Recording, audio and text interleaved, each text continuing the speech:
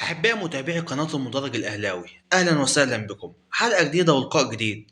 بس حلقة النهاردة حلقة غير خالص، علشان خلاص حلم كل جماهير النادي الأهلي بقى حقيقة، حلم الاستاد. ويلا بينا على الحلقة وتفاصيلها. بس زي ما انتوا عارفين الاشتراك في القناة واللايك والشير. أظن إن كتير من جمهور النادي الأهلي ما كانش مصدق المرة دي خالص إن ممكن يكون للنادي الأهلي استاد، بسبب إن كل شوية يتعمل حفلة أو مؤتمر عن إنشاء استاد النادي الأهلي، وخصوصا قبل كل انتخابات.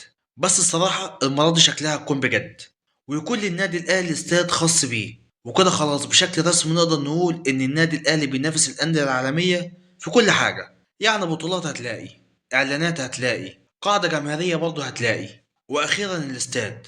والحمد لله النادي الأهلي استلم رخصة الحفر والبناء للاستاد من هيئة المجتمعات العمرانية، وده من حوالي 4 أيام بعد ما سدد كل الرسوم المالية. وبإذن الله في بداية الأسبوع ده هتبدأ عمليات الحفر، ويبدأ معاها حلم استناناه كتير قوي.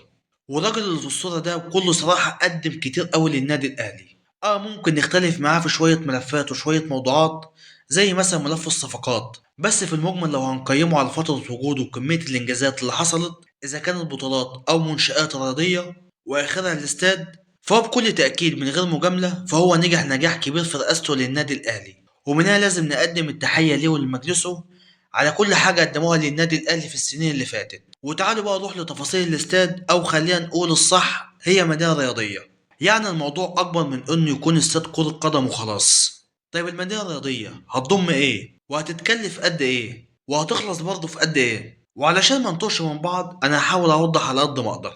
الأول التصميم، بعد كده الشركات اللي هتبني وهتنفذ، وبعد كده الشركات الممولة للمشروع. أول حاجة التصميم. اللي صمم المدينة الرياضية هي شركة أمريكية، واللي هتبني وهتنفذ المشروع حوالي 16 شركة، منها شركات مصرية وعربية وشركات أجنبية، وكل دول قايمين على موضوع البنى والتنفيذ. أما التمويل في أكتر من شركة مقدمة علشان تمويل المشروع، وتاخد المدينة الرياضية حق انتفاع لمدة 25 سنة، وبعد كده تتنقل الملكية بالكامل للنادي الأهلي. والشركة اللي قايمة بالترويج للتمويل هي شركة بلتون الأمريكية. والمدينة الرياضية هتتبني على مرحلتين. المرحلة الأولى هتكون الاستاد والمتحف الرياضي والفندق، وهتتكلف 4 مليار جنيه. والمرحلة التانية هتضم الجامعة الرياضية وملاعب فرعية والتدريب، ومستشفى متخصصة في الطب الرياضي، ومدرسة تأهيل الناشئين. ده غير كمان جراج عربيات علشان يخدم جمهور النادي الأهلي اللي هيجوا يشوفوا الماتشات بعد كده. والمرحلة التانية هتكلف 6 مليار جنيه، عشان تكون إجمالي تكلفة المدينة الرياضية للنادي الأهلي بالكامل هتكون 10 مليار جنيه. وانا عارف انكم عايزين تعرفوا اكتر عن الاستاد نفسه. مبدئيا الاستاد هيكون بسعة 42 الف متفرج، وهيكون من غير تراك، ومتغطي بالكامل علشان خاطر الظروف الجوية. ومدة التنفيذ هتاخد 4 سنين، وبإذن الله بعد ال4 سنين دول يتحقق الحلم، ونشوف النادي الأهلي بيلعب على استاد كرة قدم خاص بيه. وهنا وصلنا لنهاية الحلقة، ويا ريت دعمنا باللايك الجميل والاشتراك الأجمل، ونشوفكم في حلقة جديدة.